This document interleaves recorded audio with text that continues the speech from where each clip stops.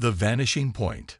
The control room of Earth's orbital command buzzed with nervous energy as dozens of technicians monitored their displays. Admiral Kovacs stood rigid, her weathered face illuminated by the glow of the main view screen. Before her, the U.S. Chimera, humanity's most advanced warship, hung against the backdrop of stars, its obsidian hull absorbing light rather than reflecting it. Phase drive initialization in 60 seconds, announced the communications officer. Kovacs nodded silently. The Chimera represented humanity's last best hope against the Zexian alliance.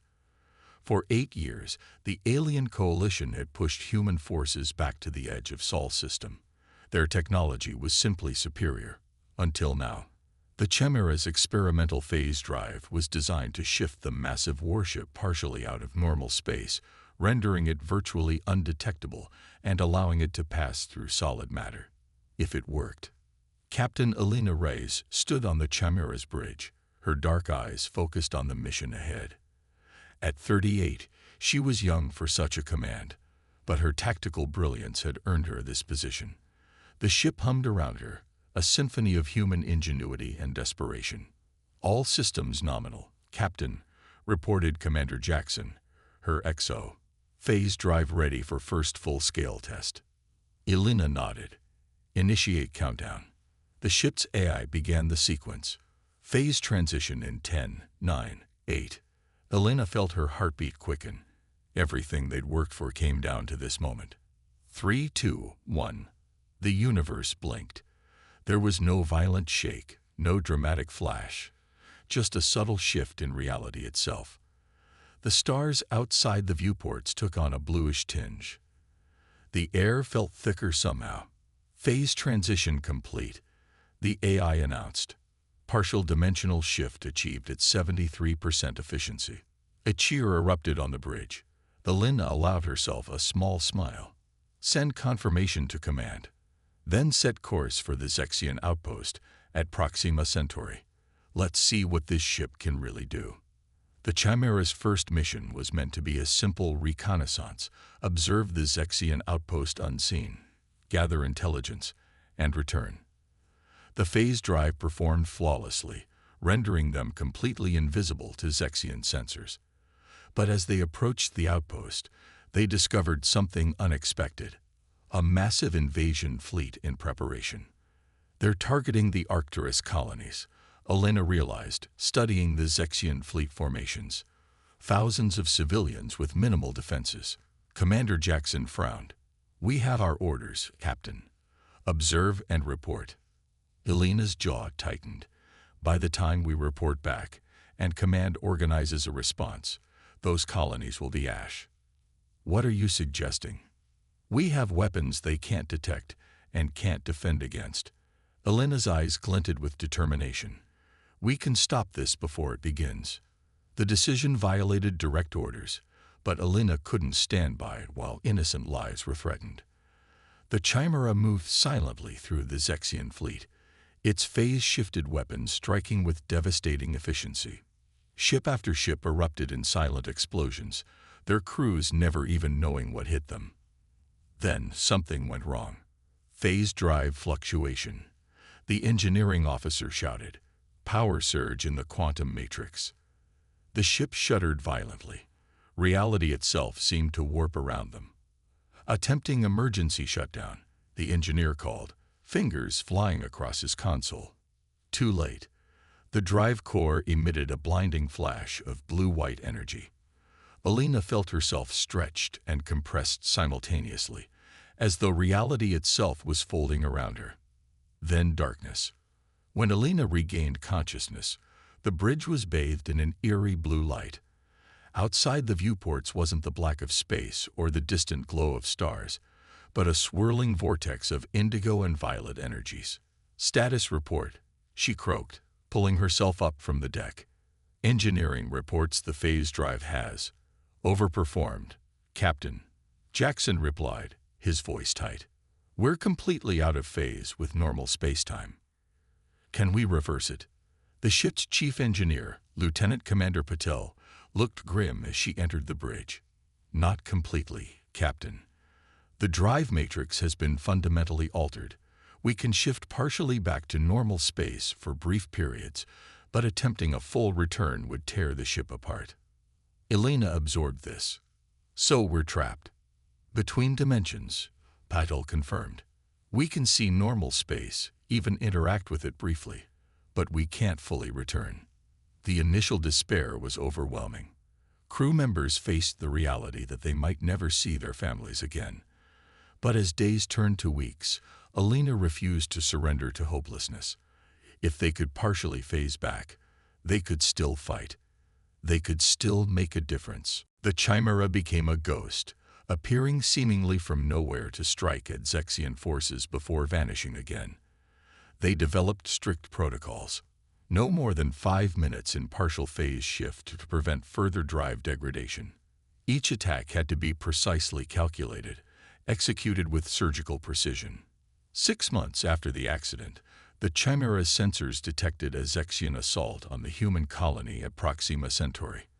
The colony's defenses were failing rapidly against the overwhelming force. Prepare for phase shift, Elena ordered. Weapons at full charge. Captain, Jackson cautioned, this is a major Zexian force. If we engage, if we don't, 10,000 colonists die. Elena cut him off. Phase shift in 3, 2, 1. The swirling dimensional void faded, replaced by normal space. Below them, the colony burned as Zexian destroyers bombarded its surface. Target their command ship, Elena ordered. Fire when ready. The Chimera's phase-shifted weapons passed through the Zexian shields, as though they didn't exist, striking directly at the drive core. The alien vessel erupted in flames, listing heavily as secondary explosions consumed it. The remaining Zexian ships immediately began scanning, their formations tightening in defensive postures. But they couldn't detect what couldn't fully exist in their reality. 4 minutes in phase, warned the tactical officer. Circle to position Beta, Elena ordered. Target their heavy cruiser. One by one, the Zexian ships fell to their invisible attacker. When the final destroyer turned to flee, Elena let it go. Let them carry the tale back to their commanders. Let them know that humanity had found a way to fight back. Shift complete, announced Patel as the Chimera returned to its dimensional limbo. Drive stability maintained at 62%.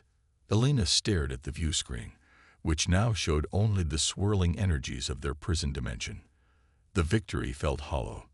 They had saved the colony, but they remained trapped, cut off from the very humanity they fought to protect.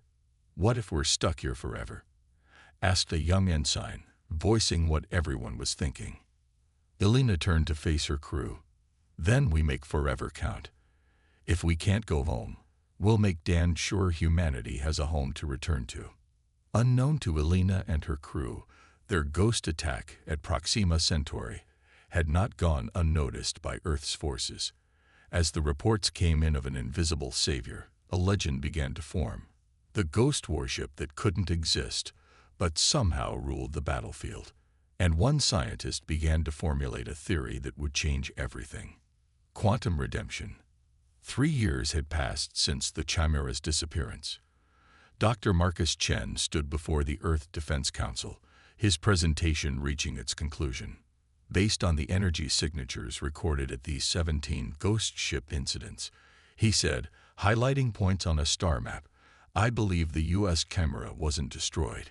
It's trapped in a partial phase state, existing between our dimension and another. Admiral Kovacs leaned forward. You're saying Captain Rice and her crew are still alive? Not only alive, Marcus replied, but fighting. Every appearance of the ghost ship corresponds with a Zexian attack. They're protecting us, but they can't fully return to our space. And you believe you can bring them back? Asked General Rivera skeptically. Marcus nodded. With the right quantum resonator and enough power, we could create a dimensional anchor, something for them to lock onto. The council chamber erupted in debate. The war with the Zexians had gone poorly. Earth's outer colonies had fallen one by one. Resources were stretched thin. We cannot justify diverting resources for what amounts to a rescue mission, argued the defense minister. Admiral Kovic stood slowly. It's not just a rescue mission. If Dr. Chen is right, and we can stabilize phase technology, we gain a tactical advantage the Zexians can't counter. The debate raged for hours, but eventually Marcus received his authorization. Limited resources to build his quantum resonator and a small ship, the UES Horizon, to deploy it. Inside the dimensional void, life aboard the Chimera had fallen into a grim routine. The ship's systems were degrading. Each phase shift back to normal space put further strain on the damaged drive. Engineering estimated they had perhaps 20 more shifts before catastrophic failure. Elena had grown leaner, harder. A jagged scar ran from her temple to her jaw, a souvenir from an emergency repair during battle. The crew had changed too, some breaking under the strain, others finding reserves of strength they never knew they possessed. Zexian fleet detected, announced the sensor officer. Large formation heading for Earth's orbital shipyards. Elena studied the tactical display. How many? 30 capital ships, at least 50 support vessels. This is an extinction-level attack, Captain. The bridge fell silent. They all understood what this meant.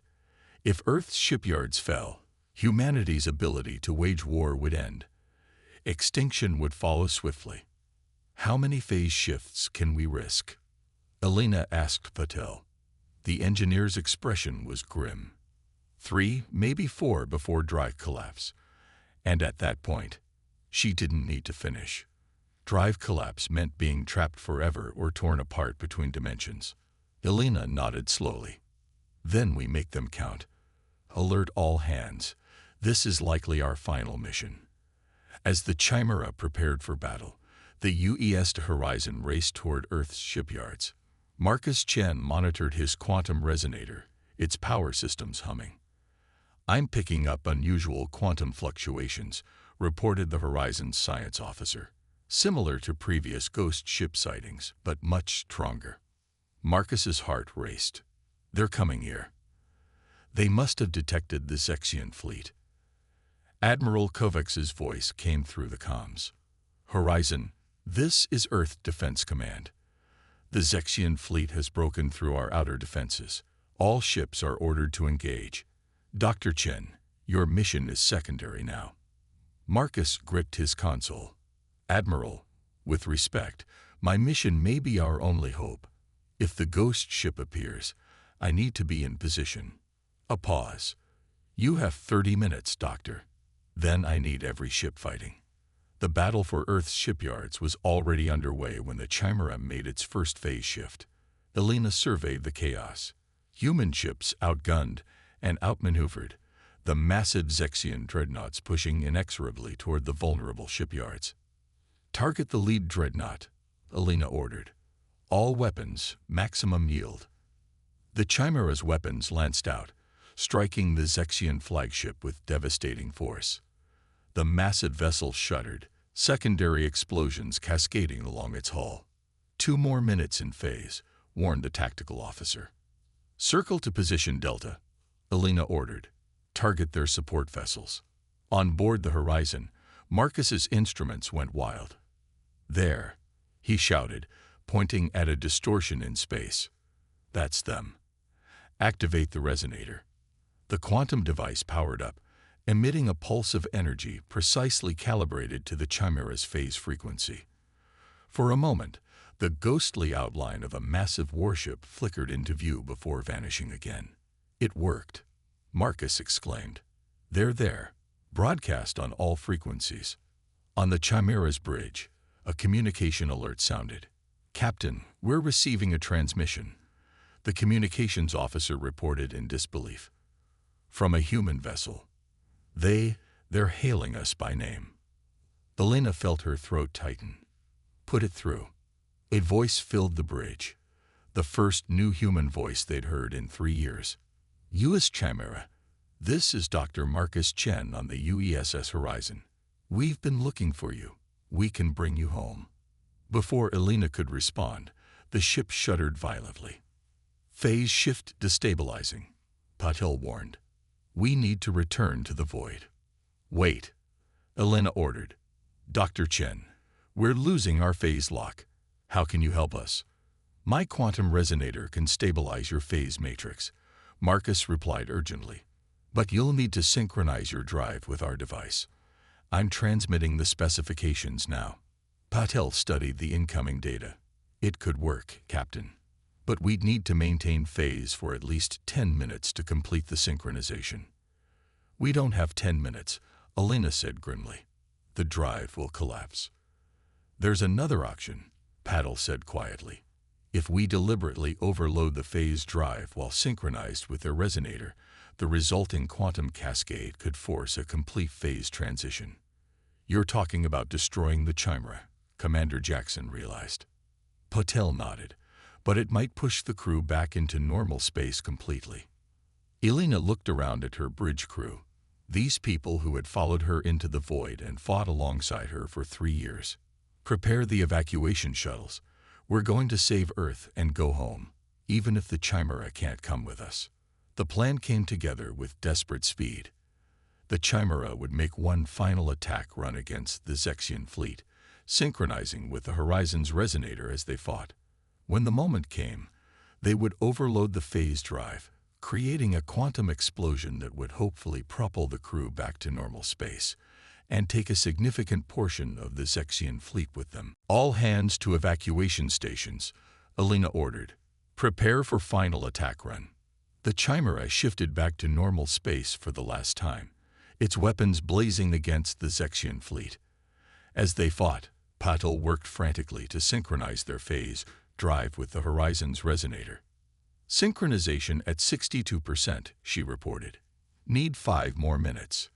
We don't have 5 minutes, Elena replied, watching as their shields began to fail under Zexian counterattack. Reroute all non-essential power to the phase drive. Life support systems dimmed as power was diverted. The temperature on the bridge dropped rapidly. Synchronization at 85%, Patel called. Almost there. A Zexian energy blast rocked the ship. Hull breach on deck 4, someone shouted. Evacuate all lower decks, Elena ordered. Prepare for drive overload on my mark. The moment stretched like an eternity. The Chimera, visible now as its phase stability weakened, took hit after hit from the Zexian fleet. But it continued to fight, its weapons tearing through enemy vessels. Synchronization complete, Patel finally announced. Elena took one last look at her bridge, the place that had been her home and her prison for 3 long years. Initiate evacuation. Set drive overload for 2 minutes. As the crew raced to the escape shuttles, Elena remained at her post. Someone needed to ensure the overload occurred at precisely the right moment. Captain, Jackson called from the shuttle bay entrance. It's time to go. Elena shook her head. The timing has to be perfect, Commander. The Chimera needs her captain until the end. Jackson looked as though he might argue, but instead snapped a final salute. It's been an honor, Captain. As the last shuttle departed, Elena stood alone on the bridge. Around her, the Chimera's systems were failing, alarms blaring from every station. On the view screen, the Zexian fleet continued its advance, though noticeably thinned by the Chimera's attack. Just a little longer, she whispered to her ship. At the last possible moment, Elena initiated the emergency transport system, a final attempt to save herself. As the quantum cascade began, she felt her molecules dispersing, caught in the maelstrom of energies being released. The Chimera exploded in a burst of blue-white light that defied physics, the quantum cascade carrying a hole between dimensions. The shockwave rippled outward, engulfing a dozen Zexian ships. Where it passed, matter simply ceased to exist, erased from reality itself. On the Horizon's bridge, Marcus watched in awe as his instruments recorded the impossible. The dimensional barrier, it's healing itself, he breathed. The cascade worked. The Chimera's evacuation shuttles, caught in the edge of the cascade, shimmered briefly before solidifying completely in normal space. One by one, they reported in. Crew exhausted but alive, fully returned to their proper dimension. But of Captain Elena Reyes, there was no sign. The Zexian fleet, decimated by the Chimera's final attack and terrified by the dimensional weapon they couldn't comprehend, broke formation and retreated. Earth was saved. 3 days later, as the rescued crew of the Chimera underwent medical evaluation, a strange energy reading appeared in Earth's orbit. Investigation teams found a single escape pod, its systems barely functioning. Inside, unconscious but alive, lay Captain Elena Reyes. Later, she would explain that her molecules had been scattered by the quantum cascade, caught between dimensions until they slowly, painfully reassembled themselves. The experience had changed her. She could perceive quantum fluctuations now, could sometimes see the ghostly outline of other dimensions overlapping with our own. 6 months after the Battle of Earth's shipyards, humanity had reverse-engineered the phase technology from the Chimera's wreckage.